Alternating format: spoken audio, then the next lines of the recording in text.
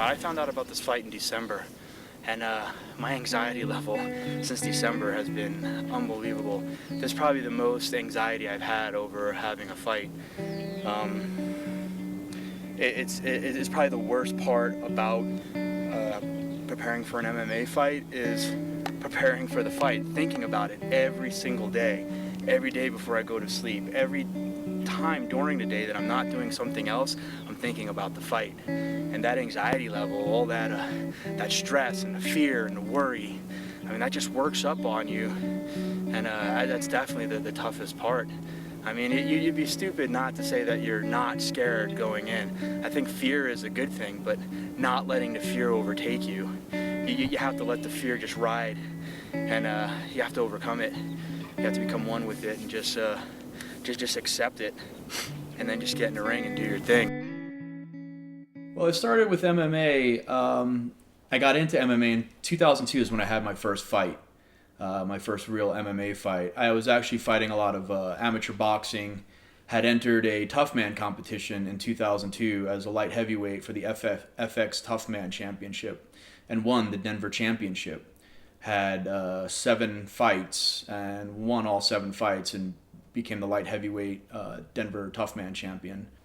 This fight's a little bit different for the fact that I'm 42, going to be 43 in August. Training for this fight has been awesome. I just want to say thank you to everyone that's helped me out. But there has been some difficulty with it. I have to realize that my body's just not responding like it was 10 years ago.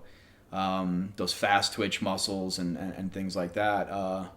So it's been a little problematic in trying to get in enough hours and to really get it going.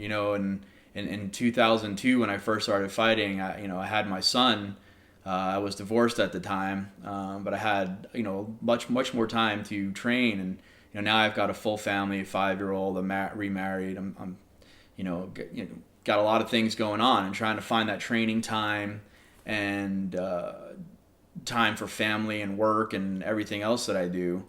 Working for the government takes a lot of my time up, but I also own a small consulting business on the side, and that takes up some time, and just life gets in the way of you training. And if you're going to be successful at MMA, you need to train.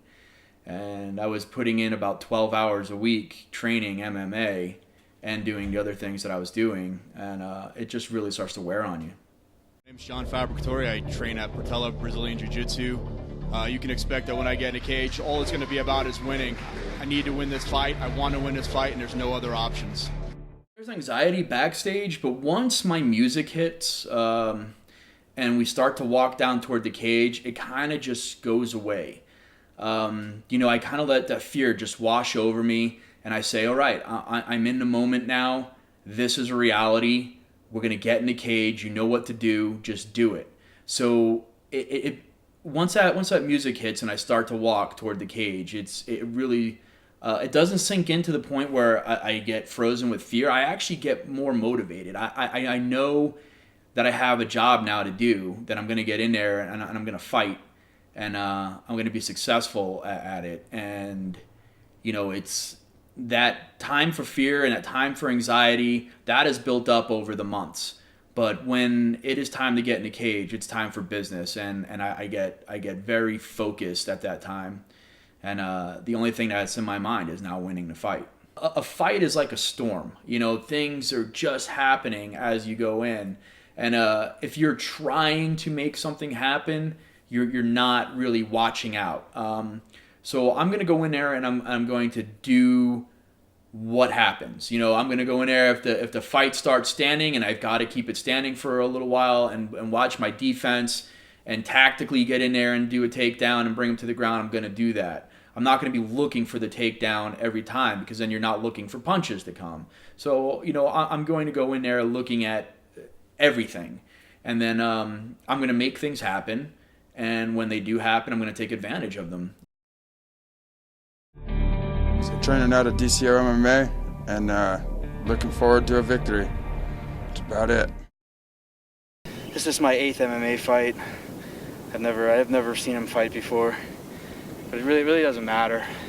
I mean, it's a fight. Do you really know who you're fighting if you get into a street fight? You know, you just gotta be prepared. This is probably my last fight, and I can't go out with a loss. I can't. I'm 43 and I need to be done with MMA, but I gotta go out on a win. I gotta win.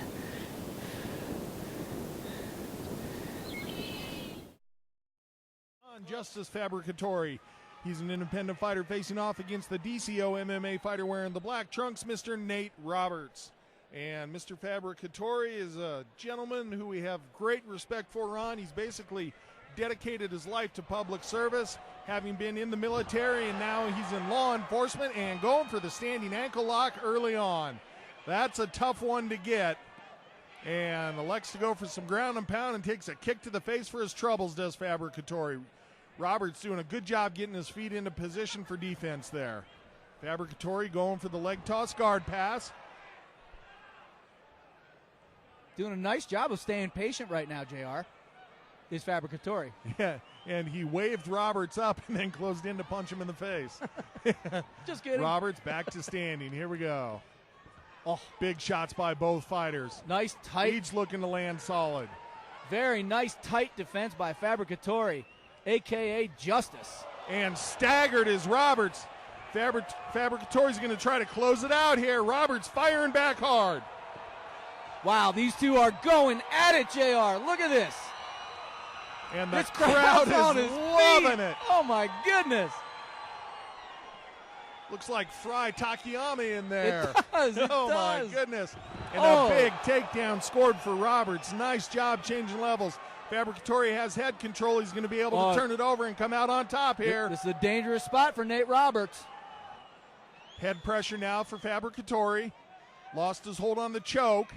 See if he transitioned back control. Nope, going to go to punch his opponent in the head. Never a bad option in a fight. Fabbricatore really laying down the East Coast lumber right now. Strong Island representing. Oh, and that's going to be it. Congratulations to John Fabbricatore. Goes home with the victory by TKO, maybe a KO in round number 1. Fabbricatore making a statement. Wow. Wow. All right, Sean Patrick in the cage with John. What an impressive performance, man. But I got to ask you, how long could that have went on? How good's your cardio? My cardio's good, but the kid can hit hard. I mean, he obviously in stars, so he's a heavy puncher. I knew that coming in, but this is my last fight. I'm 43 in August, 43 years old. I said this was going to be my last fight.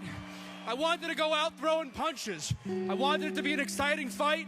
I just want to say thank you to everyone who came tonight, all the veterans, all my Air Force people, where are you?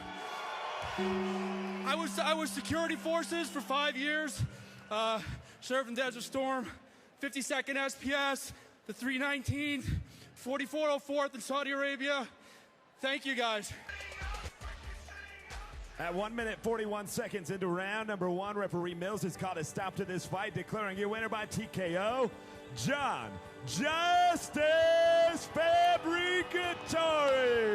I just want to say thank you again to Portela BJJ, to Dylan especially. I mean, he put a lot of time into me in this, to Sean for showing me lots of great stuff, to Abe for practicing with me, 3 to 4 times a week on the mitts, doing a lot of boxing with me. To Rocky Johnson and his guys for helping me with my wrestling, Frankie Sanchez for talking to me about boxing, to Dan Magnus always, for giving me my first black belt and giving me those first good skills. I just want to say thank you to everyone that's helped me out, my family. It's not easy losing weight and it's not easy training all the time. My wife for her support, my children, my son and my daughter. Thank you. Thanks all for supporting me, for being there for me and allowing me to do this, putting your time into me, and we're gonna go in there, we're gonna win, and now we're all gonna celebrate afterwards. So it's been a good ride, it's been an awesome journey, and I'm gonna go out with a win, and I'll see you guys at some Brazilian Jiu-Jitsu.